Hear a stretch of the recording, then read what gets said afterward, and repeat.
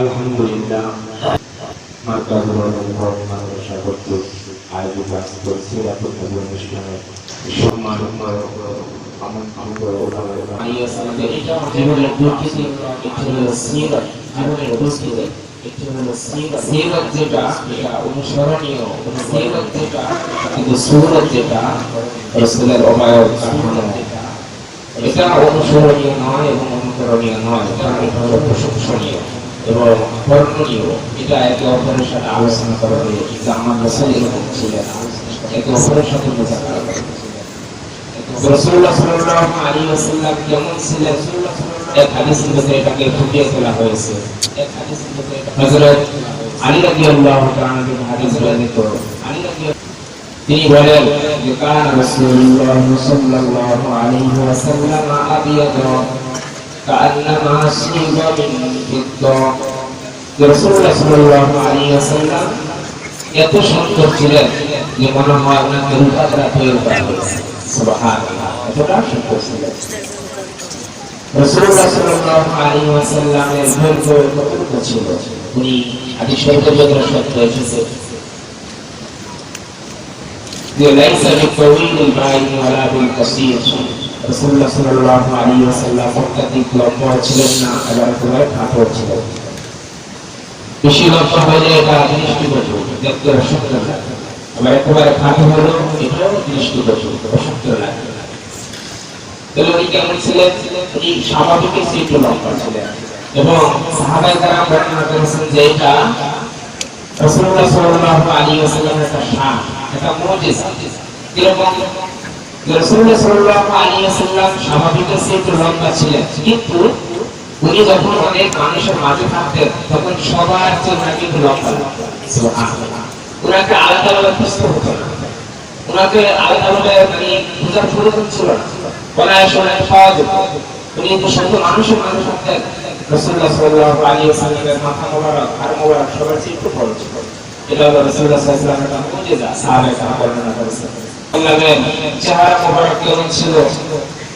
হাদিস শরীফে এসেছে যে আহসানুন নাসি ওয়াজহান, বাবা আদম আলাইহিস সালাম থেকে কিয়ামত পর্যন্ত পৃথিবীতে আল্লাহ তাআলা যত মানুষ প্রেরণ করেছেন এবং প্রেরণ করবেন সব মানুষ হচ্ছে আমার রাসূল সাল্লাল্লাহু আলাইহি ওয়াসাল্লাম অত্যধিক সুন্দর ছিলেন।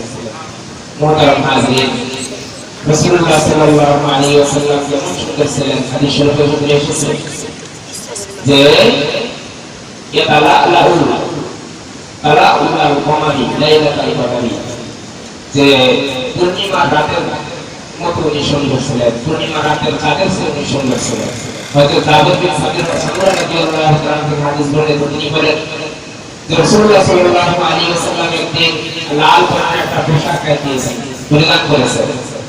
তো রাতে উনি আসতেছেন, আমি রাসূলুল্লাহ সাল্লাল্লাহু আলাইহি ওয়াসাল্লাম থেকে তাকিয়েছিলাম যে রাআইতু রাসূলুল্লাহ সাল্লাল্লাহু আলাইহি ওয়াসাল্লাম ফি লাইলাতিন ইদহিয়াত,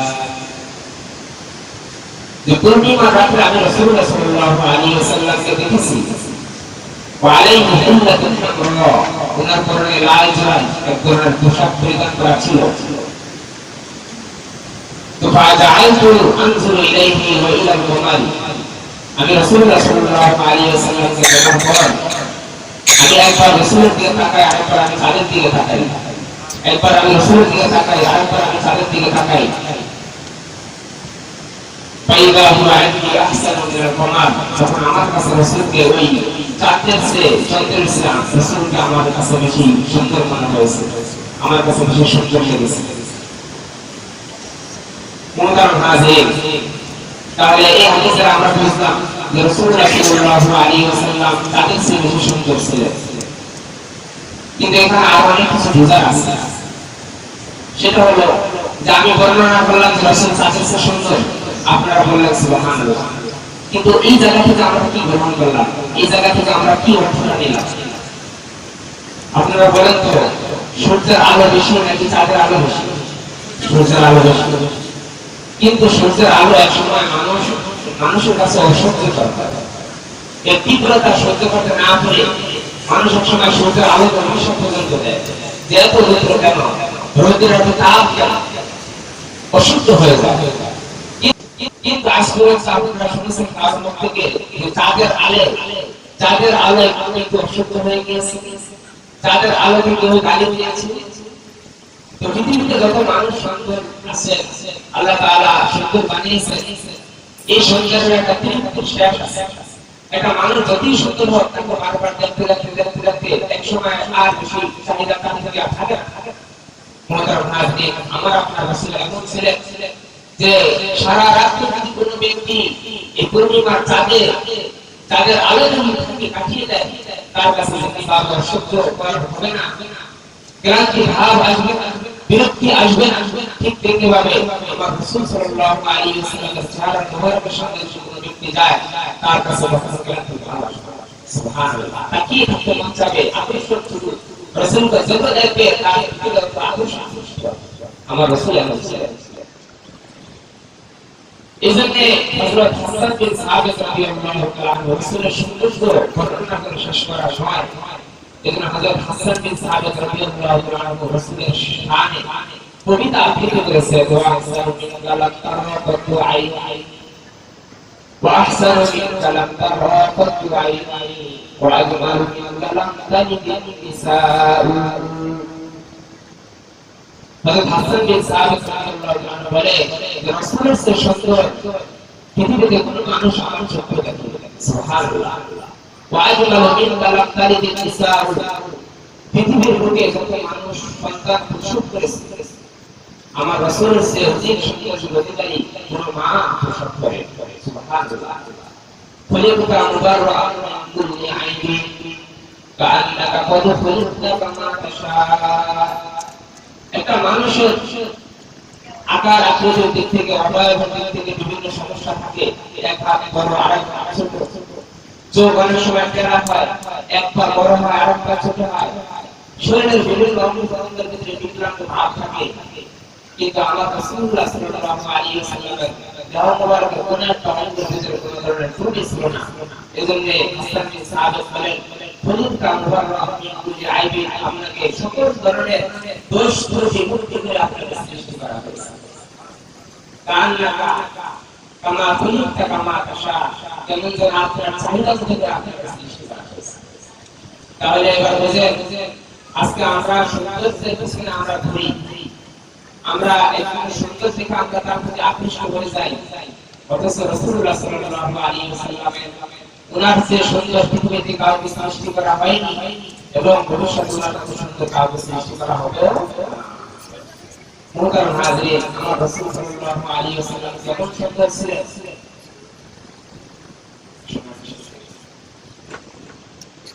আমার রাসূল সাল্লাল্লাহু আলাইহি ওয়াসাল্লাম কেমন সুন্দর ছিলেন।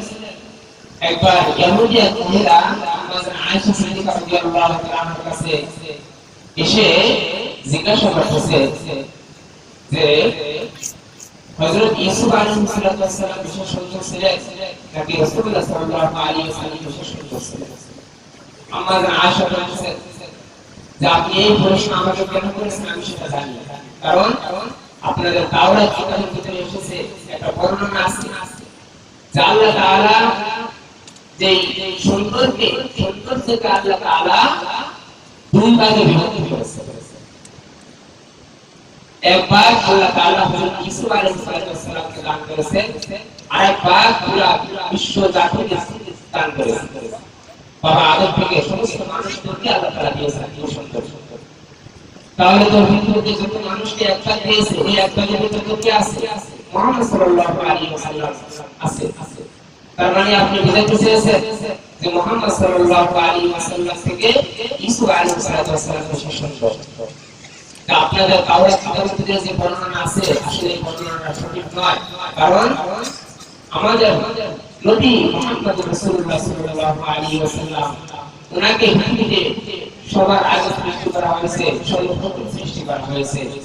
রাসূলুল্লাহ সাল্লাল্লাহু আলাইহি ওয়াসাল্লাম বলেন যে কুনতু নাবিয়্যান ওয়া আদম বাইনাল মাই ওয়াত তিন, আমি সেদিন থেকে নবী ছিলাম যখন আদম আলাইহিস সালাম কাদা মাটি ছিল। তার মানে আদম আলাইহিস সালামের আগে আমার নবীকে সৃষ্টি করেছে।